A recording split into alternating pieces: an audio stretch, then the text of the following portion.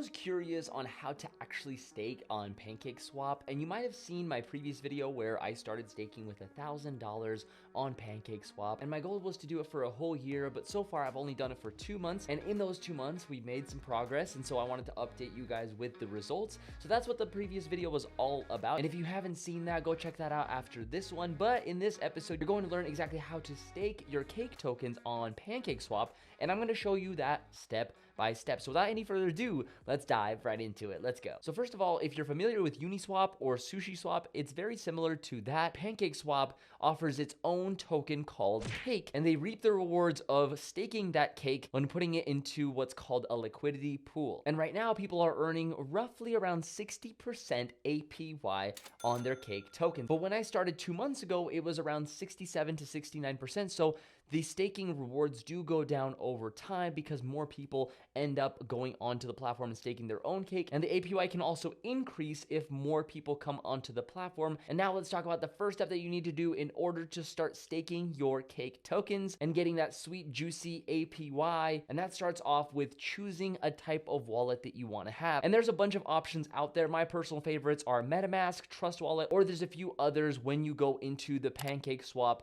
app, you'll see some options there, but I personally use the MetaMask wallet myself. And it's important when you're starting out to transfer your BNB tokens to that MetaMask wallet, but before you do, make sure you're on the BEP20 chain and ensures that your tokens are going to the right platform. If you don't do that, your tokens may be lost forever, so be very, very careful during this process. And another thing to remember is that let's say you were planning to do this with $1,000, make sure to transfer a little bit extra of BNB tokens. You can do something like 0.1 extra BNB, and that is to cover the fees every single time you do something on the network. So every time you stake or unstake or buy and sell or even swap your tokens for another token, every time you do that, you have to pay a small fee, and it's a lot easier when you already have the BNB on there to cover those fees. So that's kind of what I recommend, and that 0.1 BNB is going to last you quite a few transactions, so you're going to be good to go there if you at least have that as a little bit extra on top of the amount that you were planning to stake on the platform. Next, all you need to do is go to PancakeSwap.finance,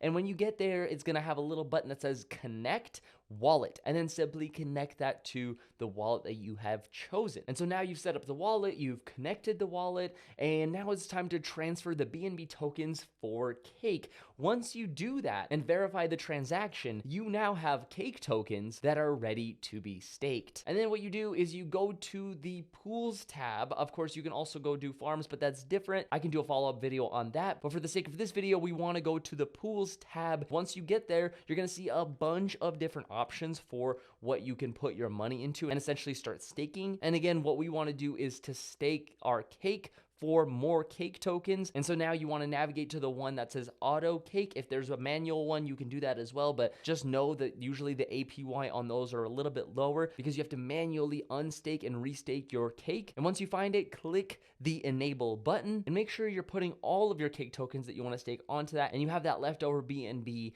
to pay the fees in order to do so. And because it's set to auto cake, all the extra cake that you're going to be getting every single day, it's going to be auto compounding, so you get that compound effect, and that is how you're getting those higher and higher APYs. Of course, there are other tokens that you can stake on there. Sometimes they do have higher APYs than auto cake does, but those higher returns do come with higher levels of risk. In fact, those tokens could just disappear, and that's why it's important for you to do the research before you just invest your money and start staking just random coins. But usually they're newer coins that come onto the platform do have higher rewards because of the low liquidity on the platform, but once the liquidity comes in, usually they drop down quite a bit. And now you might be wondering, how much money can you actually make? Like, is this going to go down? Is this going to go up? What is the actual results? Well, you can follow along on my journey and subscribe if you haven't already. You can also like this video if you want to see more updates on your homepage when you log into YouTube about things like this. And if you haven't seen my previous video, I'll go ahead and put it on the screen for you here.